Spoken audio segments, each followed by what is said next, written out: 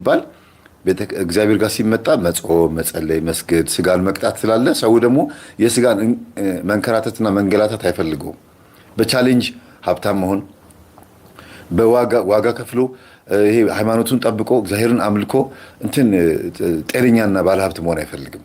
ወይም ደግሞ ገነት መንግስተ ሰማያትን ስለመውረስ ማሰብ አይፈልግም። አሁን ብቻ ልኖር ነው በቃ። ስለዚህ እንደዚህ ቅዱስ ቁርባን በተቀበለችበት ቀን እንድትመሰክር ያደረጋት ይሄ ከኋላ የምታዩትን የተዋረደውን ጠላት ሲኦል የሚቃጠለውን ጠላት ስላዋረደችውና ሲኦል ይዟት ሊገባ ደብዳቤዋን፣ ህይወቷን፣ ኃጢአቷን ሁሉ ነገሯን በሙሉ ይዞ ዶሲዋን ይዞ ሊከሳት የተዘጋጀው መንፈስ ስላሸነፈችው ብቻ ነው። ሌላ ምንም የለም።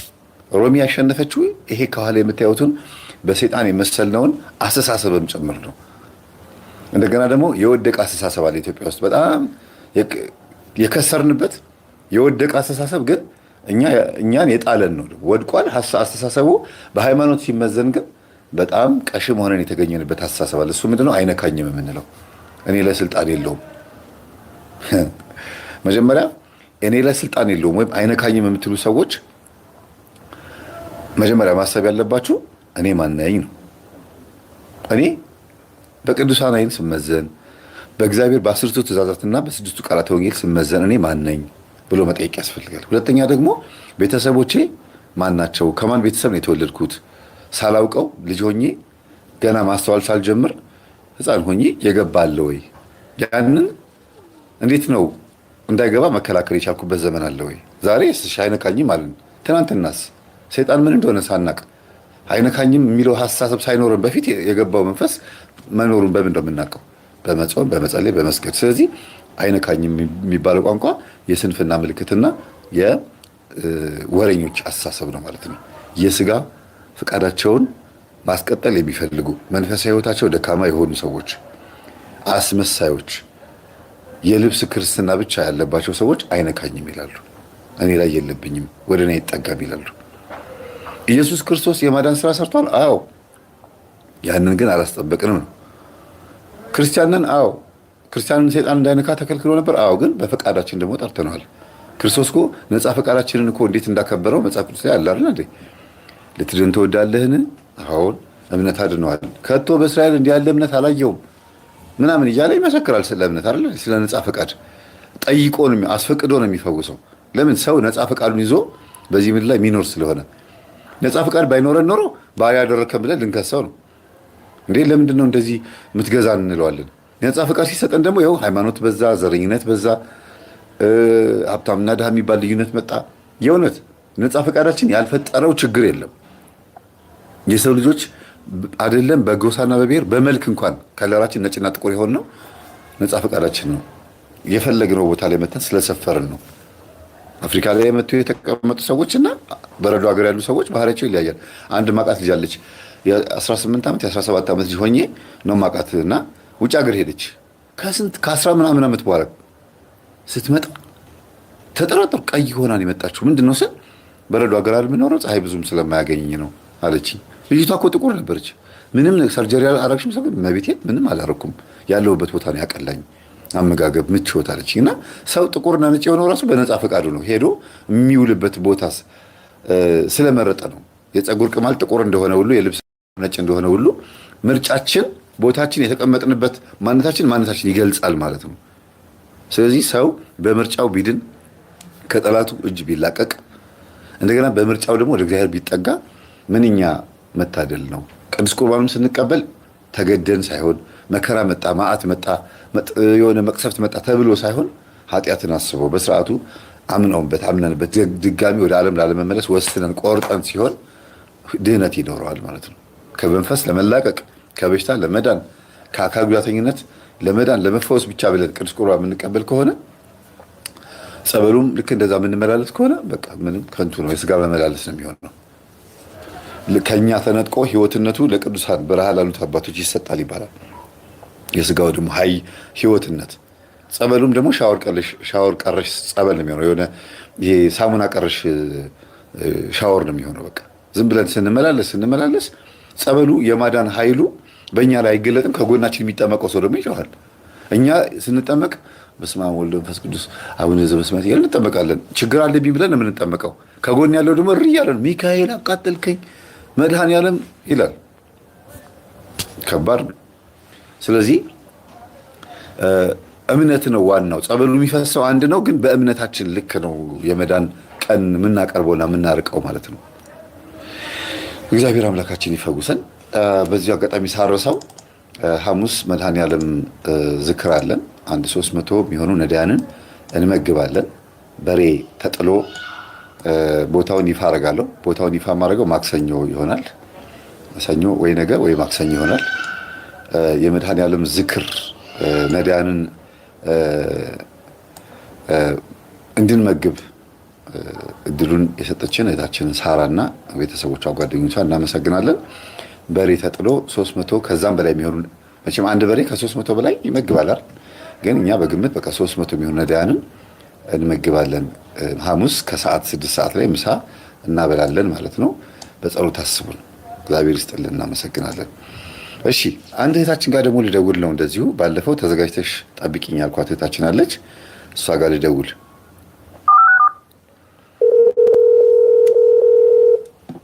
የእሷን ደግሞ ባክግራውንድ በምን ላድርገው?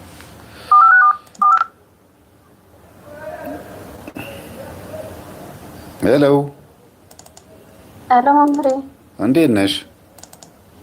አለሁ፣ እግዚአብሔር ይመስገን። እንዴት ነህ?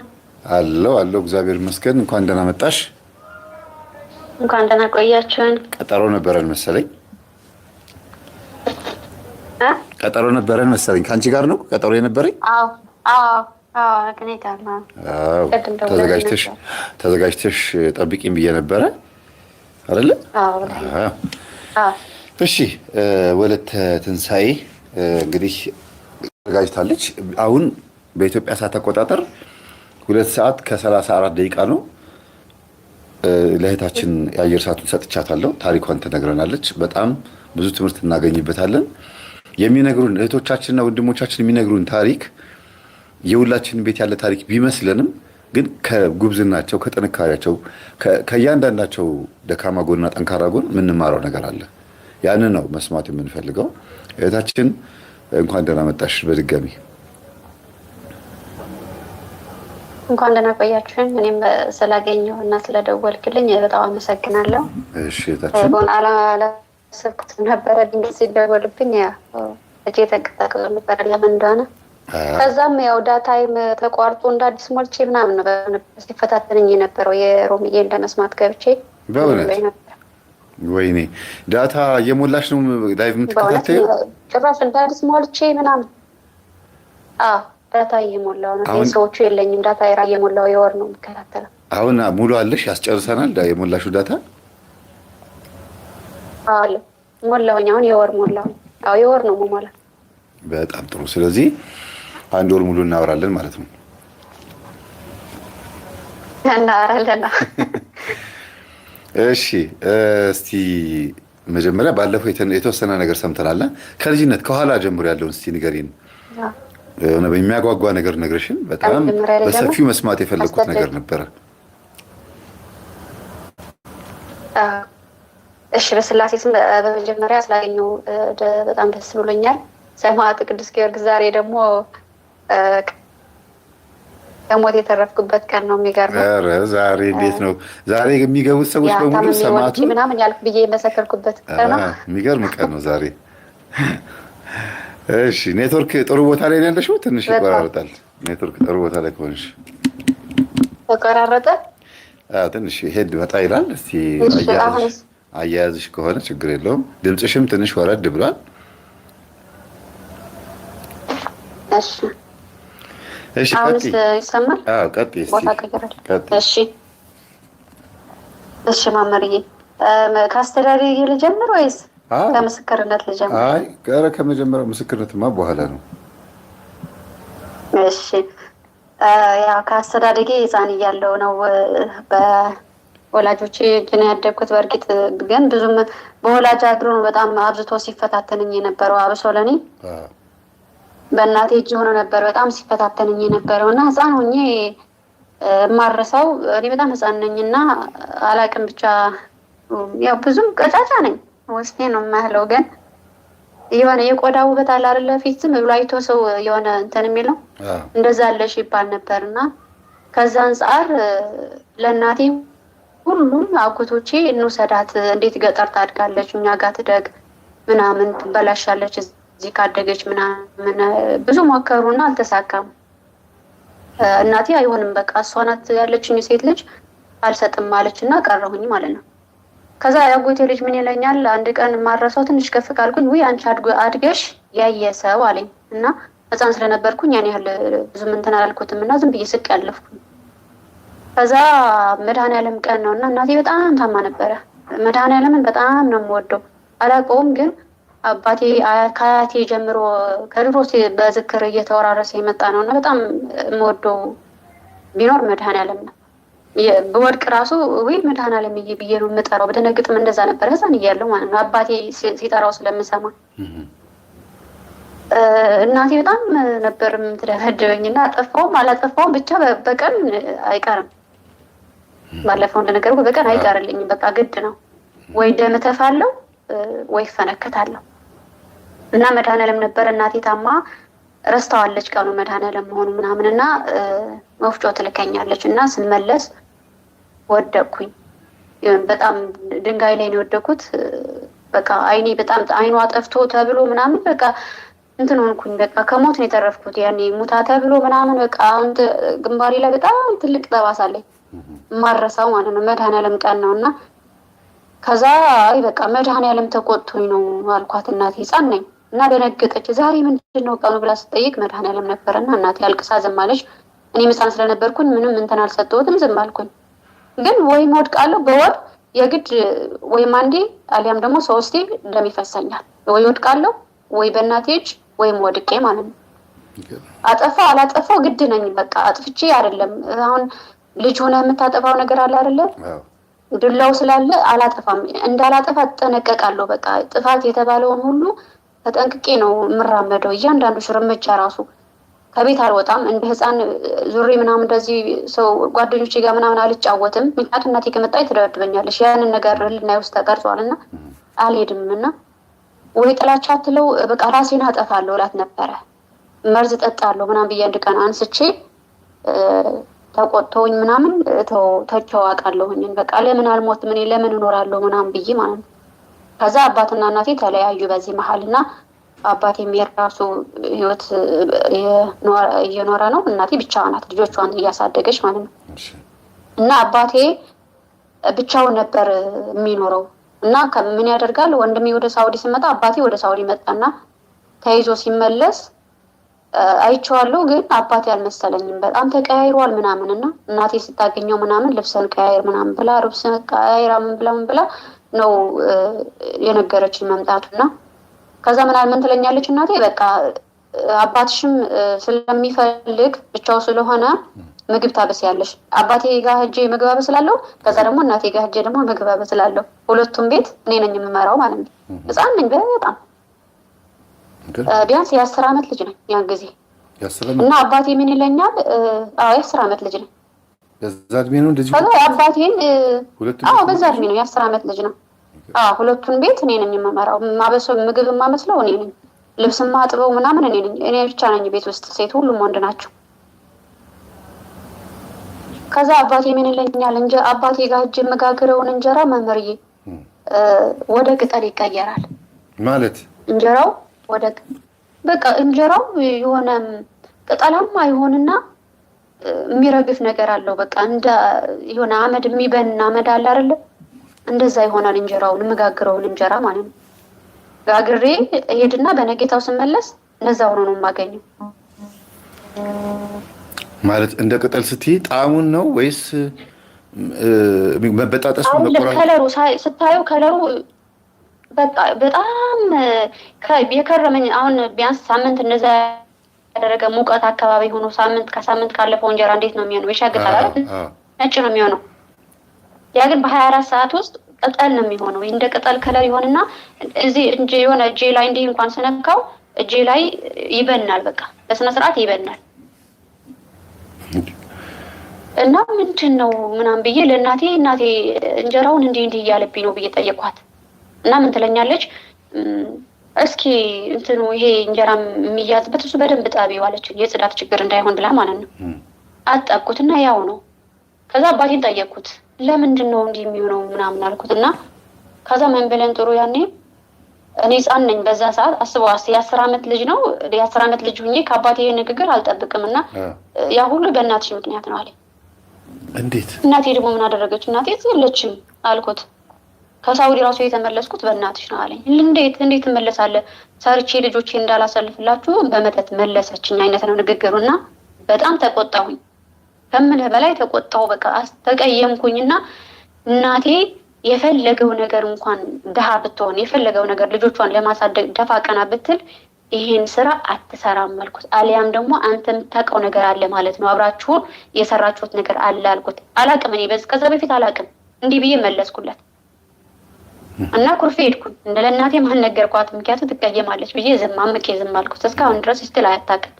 ዝም አልኩኝና ለእናቴ በቃ እኔ አልሄድም፣ አልጋግርም፣ አላበስልም አባቴ ጋር ሂጅ እኔ አልሄድም ብዬ ቤት የቀረውኝና ለምን ብለህ እናቴ ያው ድላው ማይቀር ነው ተደበደብኩኝና በቃ እኔ አልሄድም አልኳት። ከዛ እናቴ በቃ የሆነ ነገር ተነጋግረው ነው ወይ ተናግሯት ነው ማለት ነው ምናምን አለችና እንድልሃት ነው ምናምን ስትለው አይ ምንም አላልኳት ምናምን አለ። ዝም አለን። ወንድሜ እዚህ ስላለ ደውሎ የግድ መታረቅ አለባቸው አለና አስታረቃቸው ደግሞ እና ታረቁ። አንድ ላይ ሆነ አባትና እናቴ አንድ ላይ ሆነው አባቴ በጣም የሆነ ቃላት የማይገልጸው አመንዝራ ነው። እንዴት? አንድ ቀን ቤት ካደረ አንድ ቀን ቤት አያድርም። ብዙ ሴቶች አሉት። በቃ ዝሙት ሆን ብሎ ነው ጭንቅላት ውስጥ የሆነ በቃ ለሱ ቀላል ነው፣ ምንም እንትን አይለውም። እና ሲታረቅ ምን ይዞ መጣ? ማረሳው መጽሐፍ ኮኮ ቆጠራ የሚለውን መጽሐፍ አለ። እሺ ይዞ ነበረ። እናቴ ምን ትለዋለች? ይህ መጽሐፍ የሰይጣን ነው አለችው፣ ያኔ ማለት ነው። ከዚያ አንቺ ምን ታውቂያለሽ እና ምናምን አላትና ዝም አለ። ውዳሴ ማርያም ይደግማል፣ ሁሌም ውዳሴ ማርያም ይይዛል። እና ከዛ እናቴ ምን ትለዋለች? አንድ ጠዋት መምህርዬ በጣም አሁን ነው ሁሉም ሳውዲ መጥቼ ያንተን ትምህርት ሰምቼ ነው እንጂ ከዛ በፊት አላውቅም፣ ግን በጣም አስተዋልኩኝ። በቃ ያ ሁሉ ነገር የነበረው በዚህ ነው፣ አሁን ነው የሚረዳኝ እንጂ ያኔ አላውቅም ነበርና ውዳሴ ማርያም ደግሞ ምናምን ውሃ ቤት እንትን አማትቦ ምናምን ለመርጨት ማለት ነው።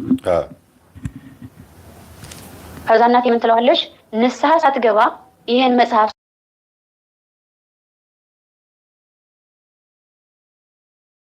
ከዛ እናቴ ምን ትለዋለች? ንስሐ ሳትገባ ይሄን መጽሐፍ ሳታውቅ ብለህ ነው እንጂ መጽሐፉን ለመንካት እንኳን ድፍረት አለህ አለችው። ተቆራረጠ። ስልክ እየገባብሽ ነው መሰለኝ። ወይ ማመር አይሰማም ወይ እየዘጋሁት ነው። አሁን ብሎ ማራቃው ስልክ ነው የሚደው። ማመር አሁንስ? እሺ ቀጥይ። አሁን ይሰማል? አዎ ቀጥይ።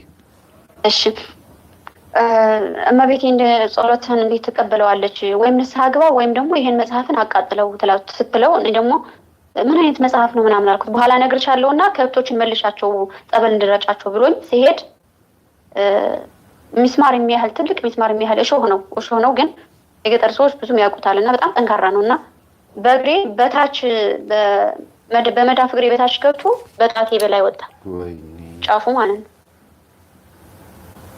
ምን ያህል ከዛር በየስጮ እናቴ መጣችና ቆም ነው እንዴትስ ብትረግጪው ነው? የሚገርም ነው በጣም።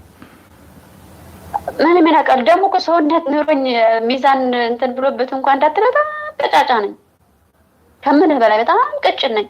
ነፋስ እንዳይወስደኝ በከረምት ሲሆን ራሱ ቤት እየተቀመጥኩ ነው እንጂ በመሪ በጣም ቀጭን ነኝ። ከዛ እናቴ ምን ትለዋለች? አየህ ይህ የእመቤቴ ቁጣ ነው፣ ተው ብዬሃል ነበር አለችው። ከዛ አባቴ ደግሞ ይህ ያንቺ ነው አላት። ክርክር ያዙ ማለት ነው። እኔ እዛ እየተንፈራፈርኩኝ ክርክር እነሱ ይህ አንቺ ነሽ ወደ ሰይጣን ውዳሴ ማርያም ይዤ ሰይጣን እየጠራሽ አላትና ከዛ ቢል ከእግሬ እንዴት ይነቃል። ከዛ አባቴ በጥርሱ ይዞ እንዲህ በግድ ነው እንትን ያለውና ከዛ አንዱ እግሬ ጭራሽ አልወጣም ባለ በመከራ በጥርሱ እንዲይዙ ነው በቃ የነቀለው። ከዛ በቃ የፈሰሰው ደም በዛን ሰዓት እስካሁን ይታየኛል። ዝም ብሎ የሆነ ውሃ ፌስታል ላይ አድርገህ ትንሽ በመርፌ ስትነካው ዝም ብሎ ሳያቋርጥ ሄደለ እስከሚያልቅ እንደዛ ነው የሄደው እና በቃ ትጨቃጨቁብኝ ምናምን ብዬ ጮኩባቸው፣ አለቀስኩኝ ምናምን። በቃ እናቴም ተናግጣ ትሁት በዛ ቀረና ከዛ ለአባቴ ምን እለዋለሁ ያ መጽሐፍ ምንድን ነው አልኩት። ይህማ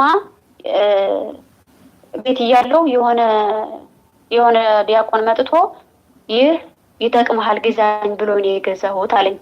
እንዴ የዲያቆን ከሆነ እንዴት እናቴ ሴቷን ትላለች ብዬ ጠየቅኩት። የሆነ እንደዚህ ለመጠየቅና ጥያቄን የጠየቅኩት እንዲመለስልኝ በጣም ነው እንትን የምለውና አጥባቂ ነኝ። ከዛ ምን ይለኛል ይሄማ የእናንተን እድል ነው አለኝ። የኔ ሳይሆን የመጀመሪያ ልጃቸውና የሁለተኛው የራሱን ኮከብ አስነብቧል። እና አንዱ ሳውዲ ነው ያለው፣ አንዱ ሀገር ቤት ነው ያለው። እና ምን ተባለ ኮከባችሁ? ይሄ ምንድነው ኮከባቸው? እኔ ራሱ አንብቤዋለሁ። የሁለተኛው ሳይሆን የበክር መጀመሪያ ልጃቸውን ኮከብ አንብቤዋለሁ እኔ ራሱ። እና ይሄ አሁን የነሱ እድል ነው አልኩት። አዎ አለኝ።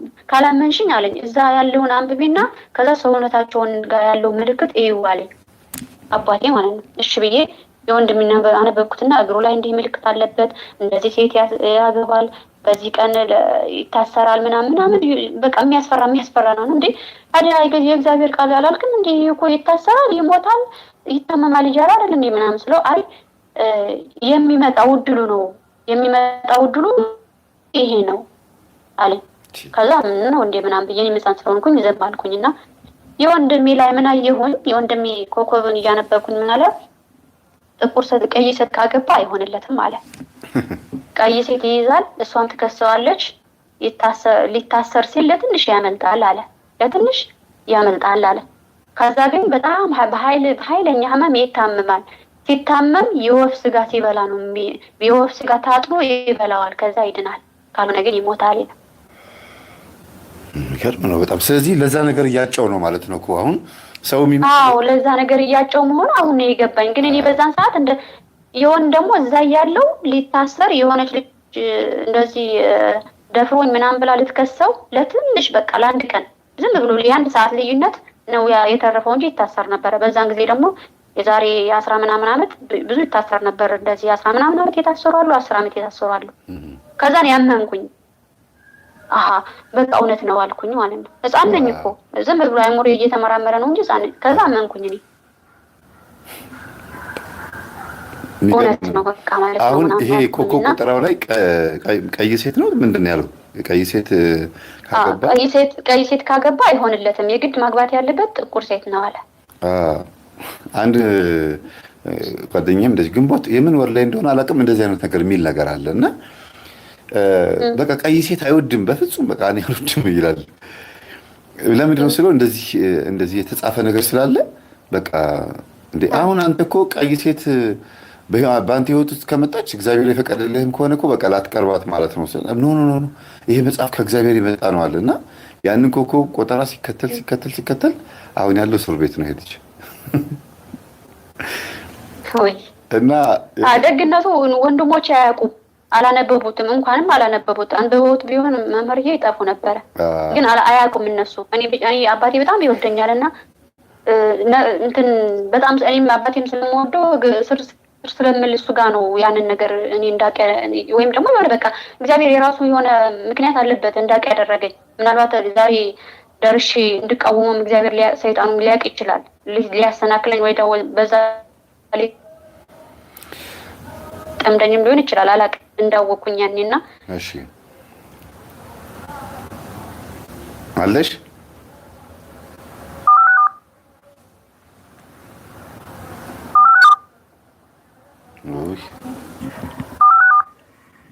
ኔትወርክ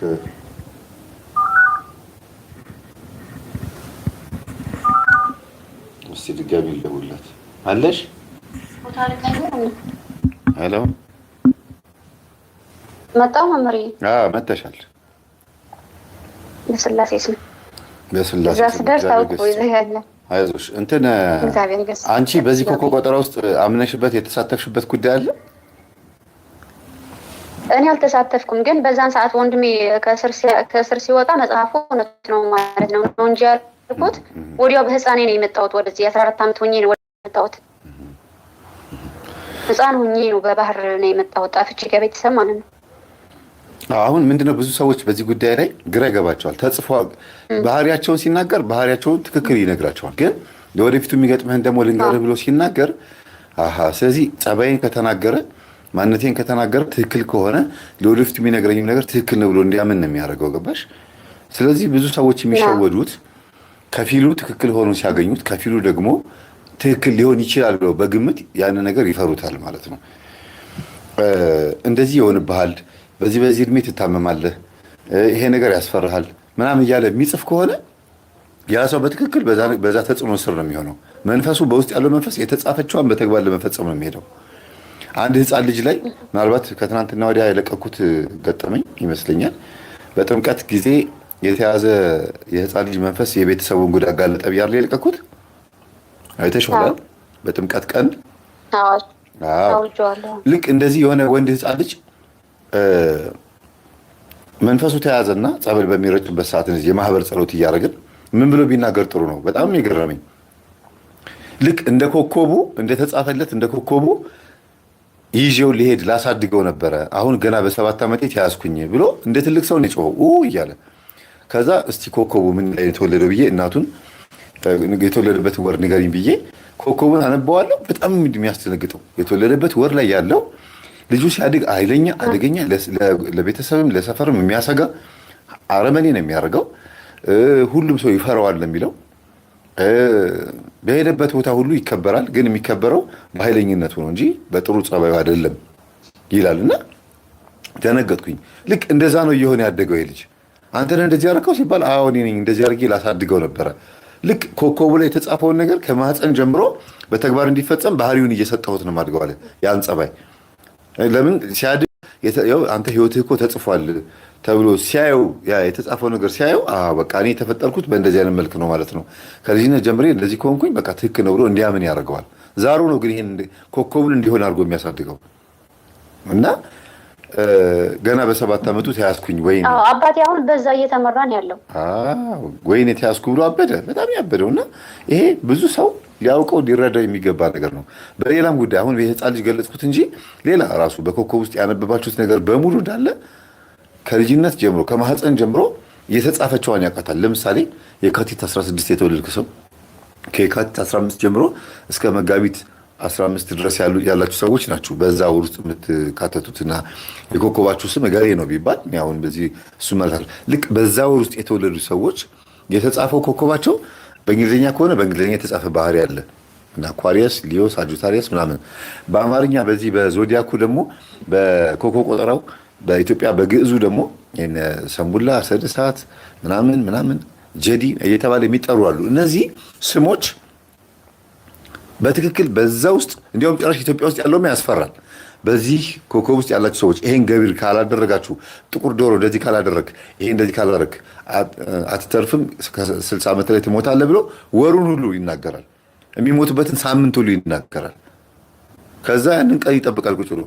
አጅሬው ዛርም ደግሞ በተባለችው ቀን ሲጥ ያደርገዋል። ቀኑን እኮ ያውቃል አንዳንድ ሰው ይባላል። እግዚአብሔር ነው ቀናችንን የሚያውቅ። ሰው ቀኑን እንዲያውቅ ተደርጎ አይደለም የተፈጠረው። ምናልባትም ጸጋቸው የበዛ ቅዱሳን አባቶቻችን በጸሎት የበረቱ ያቺ የሚሞቱባትን ቀን እንደ ጸጋ ሆና ትሰጣቸዋለች። ምክንያቱም ጨርሰው ራሳቸውን ለእግዚአብሔር ስለሰጡ ቢያውቁትም ባያውቁትም ምንም ችግር የለውም። ዓለም ላይ ያለ ሰው ግን እየሰራ የምትሞተው በዚህ ወር ነው ከተባለ እስቲ የካንሰር በሽተኞችን ይዋቸው። የምትሞተው ከ3 ወር በኋላ ነው ሲባል ምን ያደርጋል? ወይም ደግሞ ከ6 ወር በኋላ ትሞታለህ፣ በዚህ ቀን ትሞታለህ ተብሎ ሲነገረው ምንድን ነው የሚያደርገው? በጣም ከባድ ነው። እና ሰው የሚሞትበት ቀን ዝም ብሎ አይነገረውም። ያንን ግን ኮከብ ሲያው ግራ ይጋባል። በዚህ ዓመቱ እንደዚህ ይሆናል፣ በአርብ ቀን ባይወጣ እንደዚህ አድርጎ እንደዚህ ቢያደርግ እያለ የሚያስፈራውንና የማያስፈራውን ነገር ይጽፋል። አይነ ጥላ ታስፈራዋለች፣ ቢት አድርገዋለች፣ በዚህ ወር ይታመማል እያለ ህመም ይሰራለታል። ለምን? ጥቆማ እየሰጠው ነው። ዛሩን በዚህ ወር አሳመመው እያለው ነው። በዚህ ወር አይነ ጥላ ሆነ ተገለጥለት፣ በዚህ ወር እንደዚህ አድርግ፣ ሀብቱን ውሰድበት፣ በዚህ ዓመት ልጅ ከወለደ በኋላ አንዱ ልጅ ውሰድበት ይላል። ለምን? አንድ ልጅ ይሞትበታል ተብሎ ተጽፏል። ከዛ ይሞትበታል የሚለውን ካመነ ያንን ደግሞ እሱም በዛው ይሆንበታል ማለት ነው። ጌታችን የምትናገረው ይሄንን ነው። እና እናመሰግናለን። ቀጥይ ጌታችን። ከዛ ያው የወንድሜ እንደዛ ከእስር ቤት ሲያመልጥ እኔ አመንኩኝ እንጂ ከዛ ወንድሜ ለእስራት ይታሰራል ተብሎ ሽምግልና ተባለና ሽምግልና አባቴ ይላካል። አባቴ ሽማግሌዎቹን ይዞ ሊሄድ ማለት ነው። ልጅቱን በቃ ሸልሙኝ፣ ልብስ ግዙልኝ፣ ወርቅ ግዙልኝ ስትል ከእስር ክሷን እንድታነሳ ማለት ነው፣ ያቺ የከሰሰችውን። ከዛ ሄድና አባቴ ብር ይዞ ሲሄድ በዛን ጊዜ 20,000 30,000 ማለት ብዙ ነው እና ያንን ብር አስይዘው ሲልኩት አባቴ ይዛ ሚስት ይዘው ቁጭ አለ። ወንድሜ 3 ዓመት ተፈረደበት። እንዴ ወንድሜ 3 ዓመት ተፈረደበት ማለት ነው ለአማላጅነት ተልካ። ከዛ መጣና ቤት ለእናቴ ምን ይላታል? ልጅሽ 3 ዓመት ተፈርዶበታል አላት። አባቱ ነው ሁላችንም ያንድና አባታችንም እናታችንም አንድ ነው፣ እንትን የተለያየ የለንም። ልጁ ነው ለራሱ። ግን ለእናቴ መጣና ልጅሽ 3 ዓመት ተፈርዶበታል አለ። ያ ሲል እኔ ያለው ሰምቼዋለሁ በጆሮዬና በቃ ደነገጥኩኝ። ከዛ ምን አልኩት? አባቴ አንተም አባቴ ነህ፣ እሷም እናቴ ናት። እናቴ ከሞተች ሁላችንም ጨለማ ነው የምንገባው። ሁሌ አንተ አላሳደግከንም፣ እኛ ጋር አይደለም ያለው።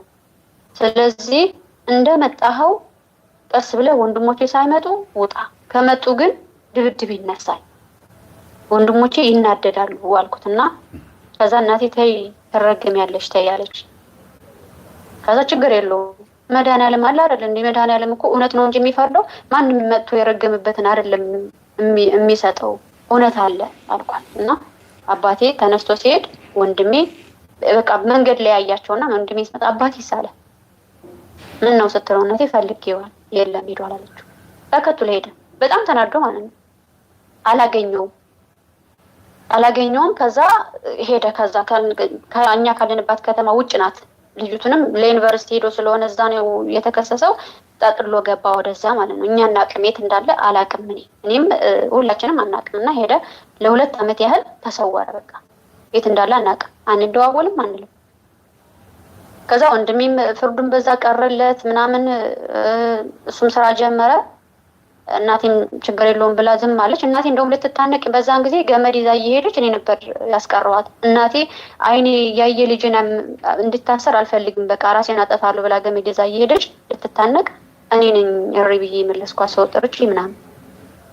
እና እንደዛ የምታደርጊ ከሆነ አንቺ እያለሽ እኔ ቀድሜሽ ራሴን አጠፋለሁ ምናምን ስላት በቃ ትቼዋለሁ ብላ አለችና ተወችው። ከዛ ወንድሞቼ መጡ ሁሉም ምናምን በቃ አይዞሽ ችግር የለውም ይሄ ያለ ነገር ነው፣ ቢፈረድም ቢታሰርም 3 ዓመት ነው፣ ወንድ ልጅ እኮ ነው ምናምን ብለው እንትን አሏትና የእሱ የተፈረደበትን ታናሹ እንደገና ወደ ሳውዲ መጣ ማለት ነው። 2ኛ ዙር መጣና ገባ።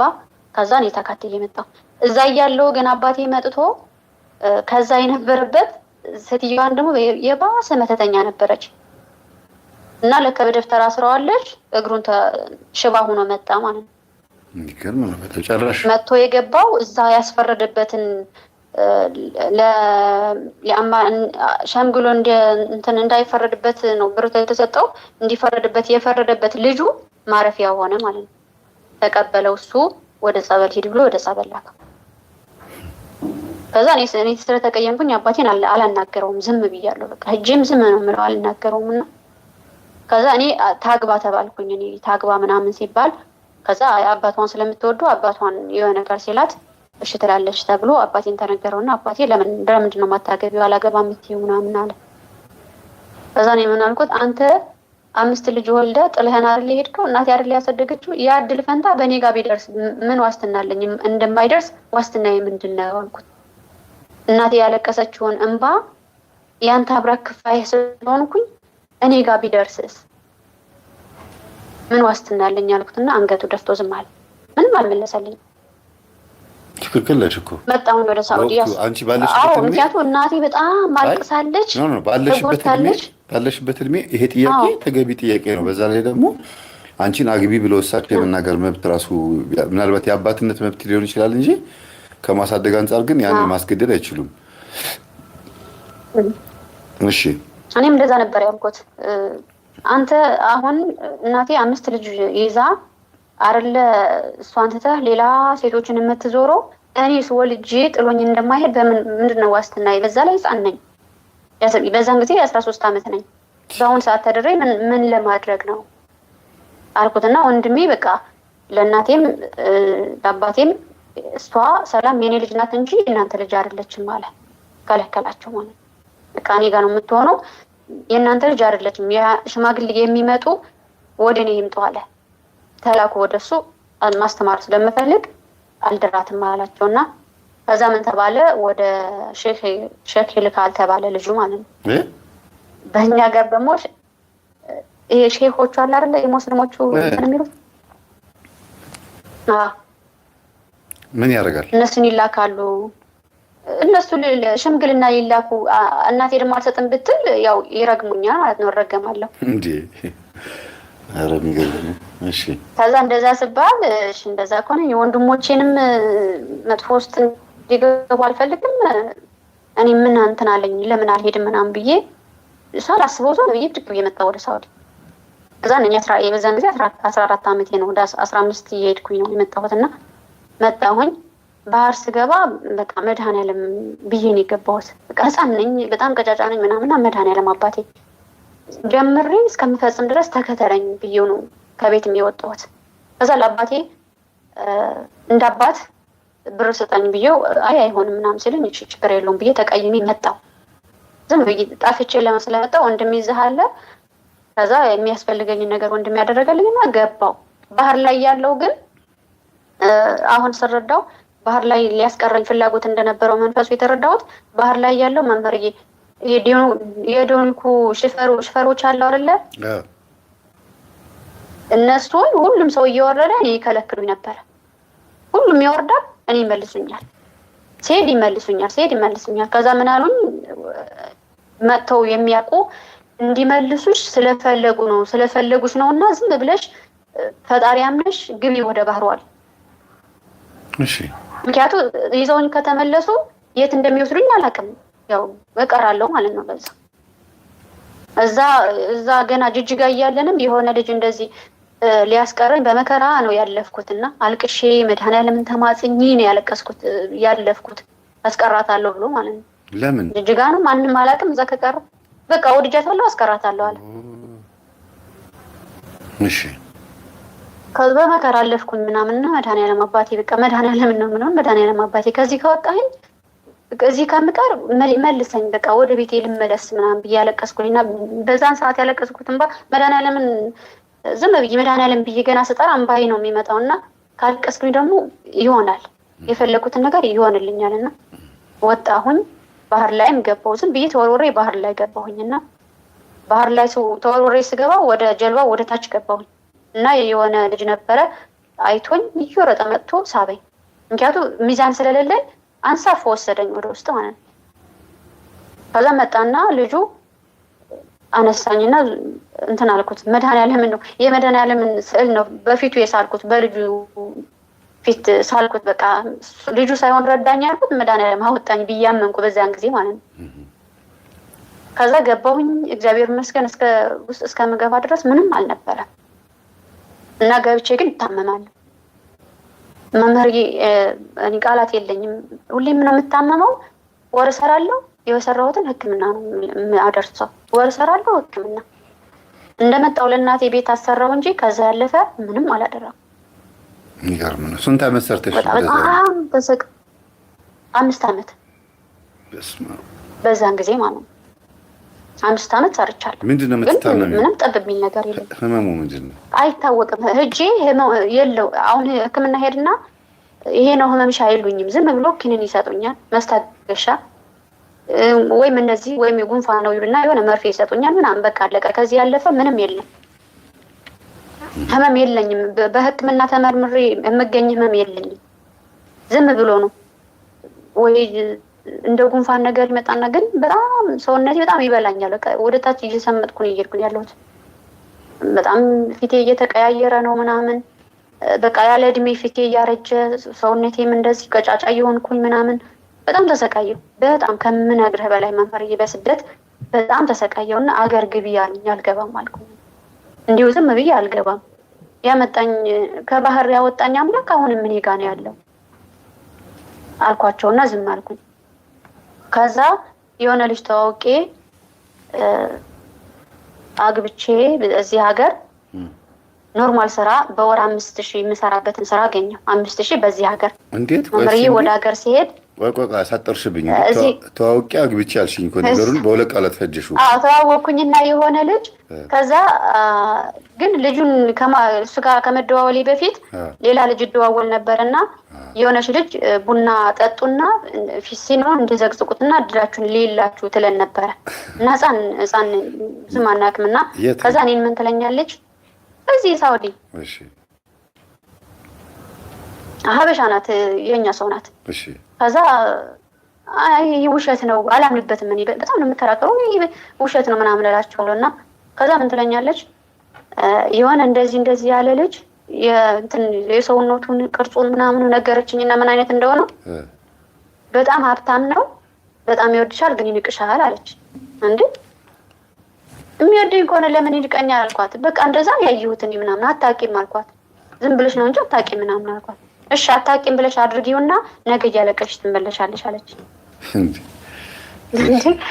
ፈራኋትና ስለሆንኩኝ በዛን ጊዜ ወንበር እየፈራሁኝና እንዴ ምራው ነው እንዴ ምናምን ብዬ ብልክልክ አደረኩት ልጅ እንዴ ዘጋውት ጫፍ አመንሽበት እኮ ማለት ነው እኮ አመንሽበት አመንኩበት በቃ ፈራሁኝ። አዎ የሆነ የሚገለኝ ሙላ መስሎ ታየኝ ልጅ እና ነገርሽ አንዷ ምን አድርገሽ መስለሽ ጓደኛዋ ናትና በዳፍሽን አስነብቢ ሲኒ ተዘቅዝቆ ይታይልሽ ተባለችና ጓደኛዋ ወደ ሲኒ ዘቅዛቂዋ ይዛት ሄደች። ግን ተመካክረው ነው ምንድን ያለቻት የቀረበችው ልጅ እንድትርቀው ስለምፈልግ እና እሷ ካላቀች በኋላ የኔ እንዲሆን ስለምፈልግ እንደማያዋጣት ንገሪያት በዚህ ነገር ታምናለች አለቻት። እሺ ብላ ይዛት ሄደች። አምጫት ስትላት ከዛ ረጅሟ ማለት ነው ፍቅረኛ ያላት ነች መዳፋ የሚነበብላት ልጅ እና ሲኒ የሚዘቀዘቃላት ልጅ አጭሯ ደግሞ ጓደኛዋ ናት እና አጋጣሚ ሆኖ ፍቅረኛዋ ደግሞ አጭር ነው እና አጭር ስለሆነ ከኔ ጋር ነው ማች የሚያደርገው ቁመቱ በዛ ላይ ወድጄዋለሁ ብላ አስባ ነው ይሄን የምታደርገው። መዳፍ አንባቢዋ ምን ትላታለች? አይ ይሄ ልጅ ይከዳሻል፣ ጥሩ አይመጣም፣ ባላችሁበት ህይወት ውስጥ መከራሽን ነው የምታየው፣ ያስቃይሻል፣ ለዛሬው ጥሩ ሊመስል ይችላል፣ ግን ካገባሽ በኋላ ግን ያስቃይሻል ብላ ትነግራታለች። የእውነት ሲኒ ዘቅዛቂ ናት፣ የእውነት መዳፍ አንባቢ ናት እኮ ግን የተነገራት ይሄን ብር ልስጥሽና እንደዚህ በይልኝ ነው ያለቻት እንጂ የእውነት አንብቢልኝ አላለቻትም። የእውነት ሲነበብም ደግሞ ሆነ። አሁን ከዚህ ልጅ ከፍቅረኛዋን ተቀምታ አስቢው፣ ያቺ አጭሯ ልጅ ያን አጭር ሰውዬ አግብታ አንድ ልጅ ወልዳ እችኛዋ ደግሞ እንዴት ጓደኛዬ ነጥቀኝ ታገባዋለች ብላ ተናዳ ተጣልታት ኢትዮጵያ መታ ጸበል ቦታ ስትገባ አጅሬው ይጮሃል። ማነህ ሲባል ቡዳ ነኝ ይላል። ከማን የመጣው? ከገዛ ጓደኛዋ። እና ምን አረክ ሲባል የገዛ ጓደኛዋ ላይ ነበርኩኝ። ከዛ ፍቅረኛዋን እንድትመኘው አደረኩኝ። የልጅቷ የጓደኛዋን ፍቅረኛ እንድትመኝ አደረኩና ግን እኛንን መዳፍ አንባቢዋ ላይ ተቀምጠን ወይም ሲኒ ዘቅዛቂዋ ላይ ተቀምጠን እኛንን ያወራ ነው። አይሆንሽም፣ ችግር ይፈጥርብሻል፣ ስታድጊ እንደዚህ ያደርግሻል ከወለድሽ በኋላ ምናምን ብለን ነገርናት። በትክክልም ደግሞ የሚገርመው ነገር በተወሰነ መልኩ ተፈጽሟል ድርጊቱ። አብረው ራሱ አይደለም የሚናገር መዳፉ ከተነበበ እስከ 6 ወር ድረስ ቆይተዋልና በዛ 6 ወር ስቃይ ነው ያየችው። ይመታታል፣ በጥፊ ይመታታል። በጣም ነው የምወደው ብላ ድንግልናዋን ሰጥታው ሁሉ ከዚህ አይንሽን ማየት አልፈልግም ያላት።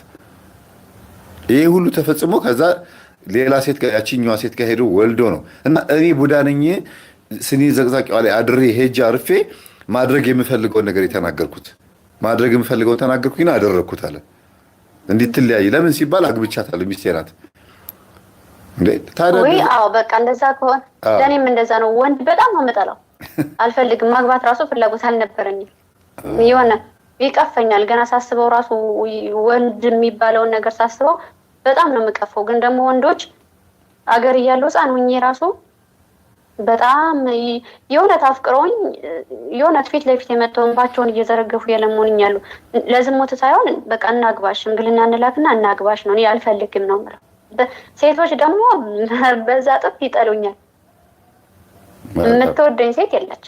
አዎ ቅድም አሁን አገባሁኝ እንትን አንድ ሰው ተዋውኩኝ አገባው ብለሽ ባጭሩ ስትቀጪው ማወቅ የፈለኩት ለምንድን ነው ከአባትሽ የመጣ የዝሙት መንፈስ አንቺ ላይ እንዴት እንደሰራ ማወቅ ፈልጋለሁ። በግል ወሲብ ከሆነ ወይ ደግሞ ጓደኛ በመቀያየር አሁንም ስትይዢ አሁንም ምክንያቱ ይለያያል እንጂ ትርቂያቸዋለሽ እና ይሄ ነገር አለ ወይ አንቺ ላይ? አዎ ይሄን እኔ እንዳልኩ ወንዶችን መቅረብ አልፈልግም። ከሀገር እያለሁ ራሱ አልፈልግም። ወንድ ልጅ የሆነ አለ አይደል እንደ ሰው በቃ እንደ ሴት የሆነ የሚሰማ ነገር አለ አይደል ወይ የምታስበው ነገር አለ አይደል አላስብም። በቃ ጭንቅላቴ ድፍን ያለ ነው። ግን የወንዶች ግን በሄድኩበት ሁሉ የሆነ በቃ ወይም ልብሴ ላይ የተጻፈ ተከተሉኝ የሚል ወይ የሆነ ነገር የያዝኩኝ ነው የሚመስለው እና በቃ እማረራለሁ። ለምንድን ነው ምናምን ብዬ ምርር እላለሁ። ለምንድን ነው የሚከተሉኝ ምናምን እያልኩኝ እና ሴቶች ደግሞ አይወዱኝም።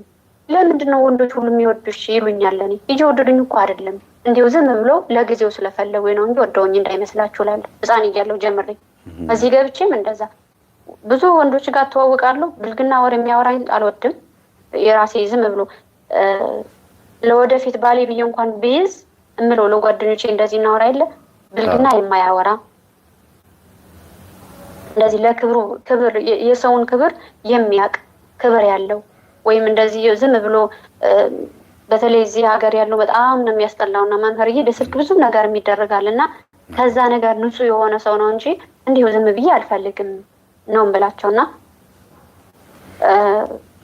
ስተዋወቀው ይሄ መስፈርትሽ ያንቺ ፍላጎት ነው። ግን ከቀረብሻቸው በኋላ የምትርቂበት መንገድ ለምሳሌ በጣም ወንዶች ከወንድ ጋር በተገናኘ በማንኛውም አይነት ነገር እንደወጣት የዝሙት ስሜት ሀሳብ ሊያድርብሽ ይችላልና ይሄ ነገር አንቺን ከአባትሽ የመጣ ነገር እንዳለ የተረዳሽበት ነገር አለ ወይ?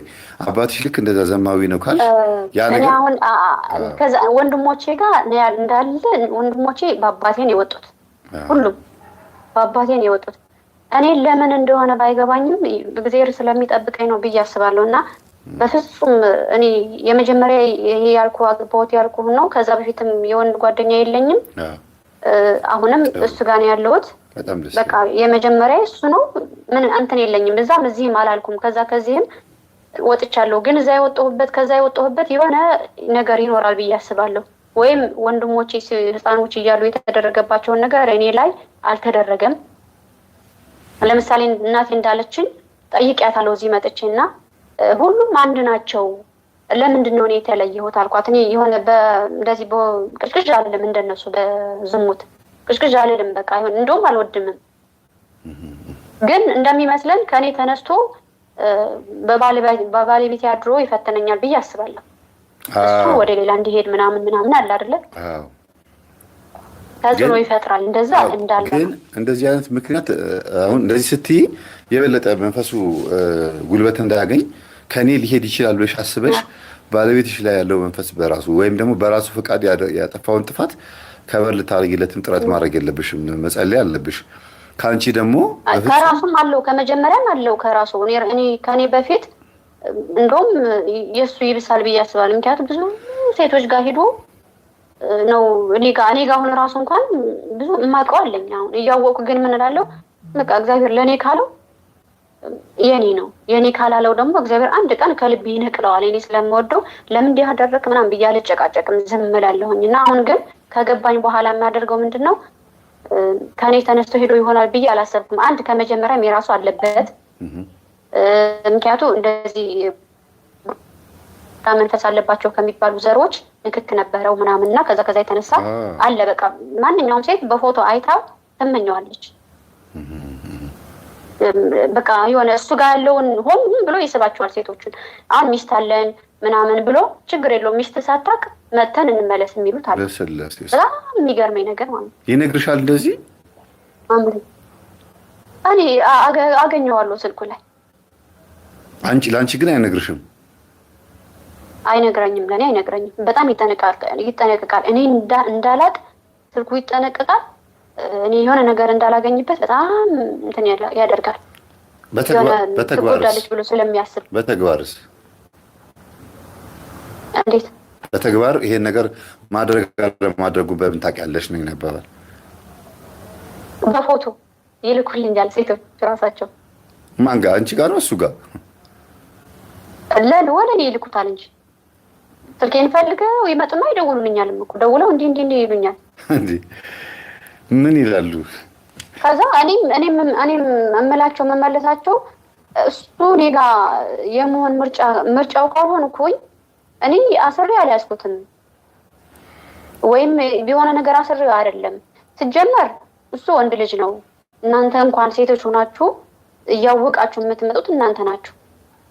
ስለዚህ አንቺ በራስሽ ነው እንጂ ማፈር ያለብሽ እንዲህ አደረገኝ ወይ ደግሞ እንዲህ ነው ብለሽ የማውራት ሞራል እንኳን የለሽም ብዬ ነው የምመለሳቸው እንጂ እንዲህ አደረገ ምናምን ብዬ እነሱ ጋር ሄጄ እሱን ዝቅ አላደርግም። ምክንያቱም እንደዛ ካደረኩኝ ያለ ነገር እነሱ የሚፈልጉት እሱን ነው። እኔ ዝቅ ሳደርገው ፍላጎታቸው እሱ ነው የሚፈልጉት ከኔ የሆነ ድክመት ነው የሚፈልጉት እና አላሳይም፣ ዝም እላለሁ። እጎዳለሁ እኮ በግጥ ለራሴ ለምን ብዬ ጠይቃለሁ ምናምን እና አንዳንድ ባሎች ወይም አንዳንድ ፍቅረኞች ሊለዩ ሲፈልጉ እንደዚህ ብለሽ ደውለሽ ንገሪያት ብሎ ስልክ ቁጥር ሰጥተው አሳልፈው ሰጥተው ስልክሽን አፈላልገው ነው የምትይው አይደል አንቺ?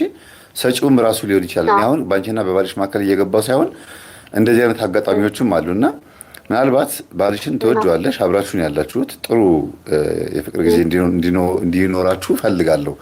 ግን አንቺ ከኔ ሄዶ ነው ባሌን የሚፈትነው የሚለው ሐሳብ አሁን ይሄ የኛን ትምህርት እየተማርሽ መኖር የለበትም። ለምን እየጸለሽ እየሰገድሽ እየተቃወምሽ እያለ ያን ያክል ከአንቺ ተነስቶ ሄዶ ባልሽ ላይ አርፎ እንደገና ሌላ ነገር ያደርገዋል ብዬ አላስብም። ከአንቺም እንዳይነሳ ማሰር፣ አሁን እሱ ላይ እንዳያርፍ መጀመሪያ ላይ አሁን እንዳልከው የሆነ ነገር ተፈጥሮ ብሰማ ራሱ የሆነ በቃ አለ አይደለም በቃ ለጊዜው ይጨነቃል ምናምን ባትሰማስ ምናምን ብሎ ይናደድባቸዋል። ለምን ደወላችሁ ለምን ምናምን ብሎ የሆነ ሴቶችን ይቦልካቸዋል ምናምን እንደ አዲስ ይቅርታ ይላሉ ምናምን በዛ ብሎክ አድርጋቸው ዝም ይላል።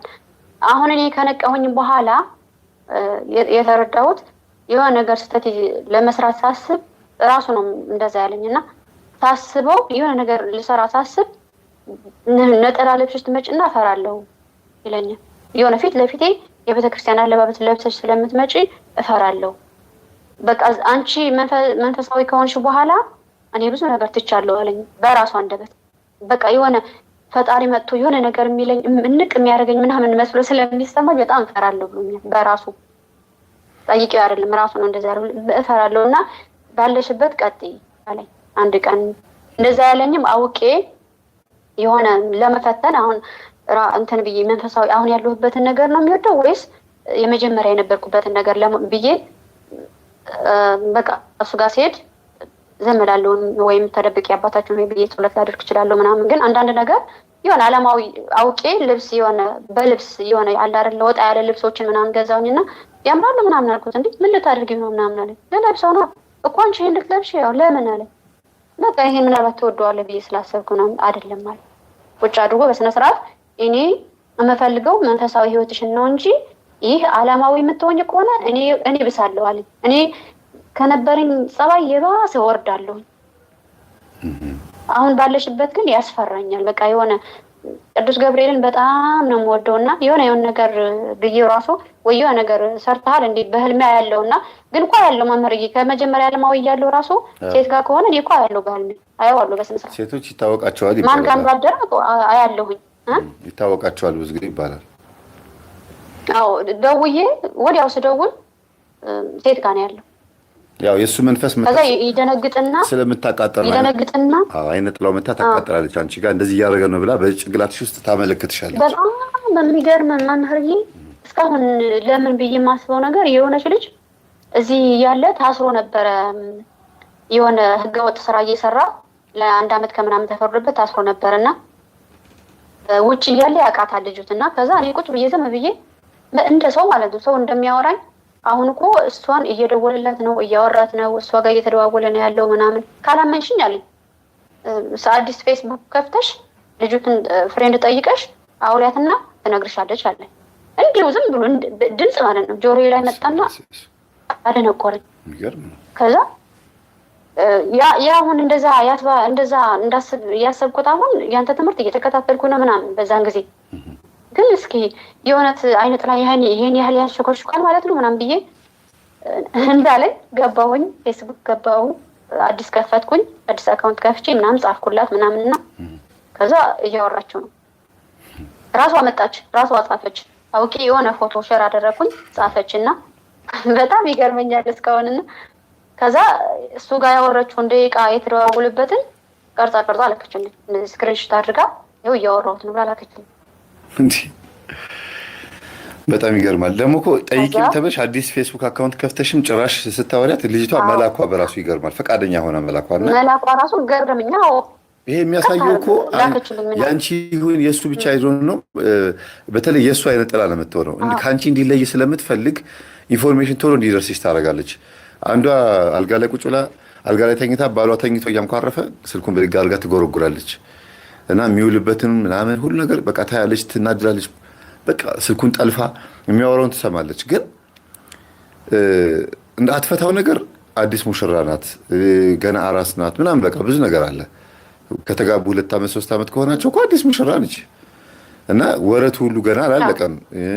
ሚዜዎቹ ከቤት አይጠፉ፣ ዘመድ አዝማድ እናት ከቤት አትጠፋ እና ከባድ ነው። ምን ታርግ? ያላት አማራጭ ከተኛበት ድብድባ ቀስቅሳ መነጫነጭ፣ ታፋውን መንከስ፣ ምን አባክ ነው እንደዚህ ማን ብላ መጨቃጨቅ ነው በቃ። እና እንዴት አወቀችው ብሎ ገርሞታል እሱ ራሱ ፓስወርዱ እንዴት እንደከፈተችው። ያ ማለት ይሄ ሁሉ ሲሆን ግን ሴትዮዋ ከብዙ ጊዜ በኋላ ባሏ ይቅርታ ብሎ ከመጣ ንስሐ ከገባ ምን ካለ በኋላ ጸበል ቦታ ስትሄድ አይነ ጥላ ተጋለጠች። የማን አይነ ጥላ? የሱ አይነ ጥላ እሷ ላይ ተጋለጠ ማለት እሷ ላይ ከመጣ በኋላ እዛው ታስሯላ። ይመጣል አይደል እንግዲህ የባል ወደ ሚስት የሚስት ወደ ባል አይነ ጥላ መጣና ምን ብሎ ቢጮህ ጥሩ ነው? በጣም እኔ ጸበል ቦታ እኮ በቃ ይገርመኛል። ብዙ ነገር እኮ የምሰማው ፓስወርዱን እንድትከፍት ያደረኳት እኔ ነኝ አለ። ምክንያቱም የባሏ ወደ እሷ ካልመጣ ፓስወርዱን ልታውቅ አትችልም። ገና 2 ነው 3 የሞከረው ወዲያው ነው የተከፈተላት። አታውቀውም እኮ ፓስወርዱን። በጣም ከፈተችው፣ አየችው። የምታየው ነገር በሙሉ የሚያናድድ የሚያበሳጭ፣ ፍቺው፣ አያዋጣሽም፣ ተለዩ፣ ያቃጥልሻል፣ ሌላ ቦታንም ልጅ አለው በቃ ብስጭት በቃ ውስጡ አቅጥልን የሚለው መጨረሻ ላይ ልጅ እንዳለው እንኳን ባልየው ሳያውቅ ሚስትየዋ ነች ቀድማ ልጅ እንዳለው ያወቀችው ሌላ ቦታ ላይ ሲልከሰከስ ለካ ልጅ ወልዷል። ያቺ የወለደችለት ሴትም ራሱ አታውቅም። ማነው አልነገረችውም፣ አያውቅም። ከዛ አንተ ሰው ልጅ ሳይኖር አይቀርም ግድ የለ መንፈሱ እየለፈለፈ ነው ልጅ አለው እያለ ነው እንደዚህ የምትባል ሴት ምናምን ብላ ስትነግረው ኧረ ቆይ ሲደውል ማነገረህ አለችው። ባልና ሚስት ሆኖ እኮ ነው ላውድ አድርገው እያዳመጡ አንቺ ከአንቺ ልጅ አለኝ እንዲህ አላት። ማነገረህ ከኔ ልጅ እንዳለህ እንድታውቅ አልፈልግም ነበር፣ ካወቅማ ምን ይደረግ ወንድ ልጅ አለህ አለችው። በእመቤት ያምጩ በማርያም እኛ ጋር ሂደግ በማርያም አለቻት ሚስትየዋ።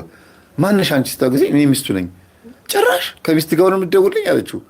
አዎ አይ በቃ እንደዛማ ከሆነ ልጅህን ውሰድ፣ እኔም በቃ አረብ ሀገር ሂጅ መስራት እፈልጋለሁ ብላ ልጁን አምታ ሰጠችው። ሄደች አረብ ሀገር። አሁን አረብ ሀገር ነች አለችው። እና አንዳንዴ መንፈሳዊ ስትሆኚ እንደዚህ ቅንነት አስቢና ሰይጣን ያሰበውን ወጥመድ ዲቃላህን እዛ ሂድና ታቀፍ ውጣልኝ ከቤቴ ምናምን የሚለው ቀርቶ ምርጥ የሚባል በቃ ደስ የሚል እርቅ ይፈጠርና ሰላም የሆነ ኑሮ ይኖራል። ምን ሲሆን አይነ ጥላ ሲያዝ። ካልተያዘ ግን ለፍቺ የሚዳርጉ በጣም ብዙ ኢንፎርሜሽን በአይምሮች ነው የሚመጡት። ይንጋጉብሻል። በቃ ሁሌ መስማት የምትፈልጊው እሱን ነው። ስትሰሚም ደግሞ የምታገኙ ኢንፎርሜሽን እንድትፋቺ የሚያደርግ ነገር ነው። በቃ ብው ነው የምትይው። ይሄ ምንድነው? አይነ ጥላው ራሱ ሆን ብሎ ኢንፎርሜሽን ያመጣዋል ማለት ነው። ስለዚህ ተራቋል። ኢንፎርሜሽን ራሱ አይነ ጥላው ልክ ስልክ ስንይዝ አብሮ ነው የሚሰለጥነው እኮ።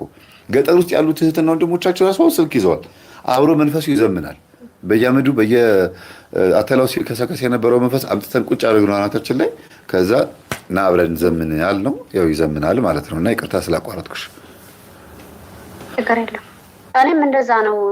ማንኛውም የቀን አሁን ጥሩ ነገር ያደረገውን ሳይሆን በተለይ ሴት ጋር እኔ የምጠላው ነገር እሱ ስለሆነ በጣም የምጠላው እኔ ላይ በእናቴ ስላየሁኝ እናቴ በዚህ ነገር ስትጎዳ ምናምን እያየሁ ስላደግኩኝ ወንድ ልጅ እኔ ላይ ሴት እንዲደርብኝ አልፈልግም። በቃ ብጠላው ያ ነገር ካደረገ ነው ብዬ ነው አይምሮዬን ያነጽኩት ከህፃንነት የጀመሩ እና ያ ስለሆነ እኔም ሁን ብዬ አገኛለሁ። ባያገኛቸውም የወነሱ ጋር ንክክ ባያደርግም ወይም ያወራውን ነገር ወይ ደግሞ ጠፍታ ወይ ከርሙና እኔ ለእረፍት ስሄድ ይደውላሉ። በቃ በኋላ እያስተዋለ መጣ በኋላ ብያለኝ። መጀመሪያ ግን እስከ 3 ዓመት ማምረዬ 1 ዓመት ሙሉ እኔ ደውላለሁ አይደውልም፣ ወይም 50 ጊዜ ደውዬ አንዴ ላነሳልኝ ይችላል። እኔ ከዛ በፊት ፍቅር ማላቅም ወንድም አላቅም እና እኔ ስለወደድኩ ነው ወይ ስለፈቀርኩ ነው ጥፋቴ ምንድነው ምናምን እለዋለሁና ምንም አይልም፣ ዝም ነው የሚለው።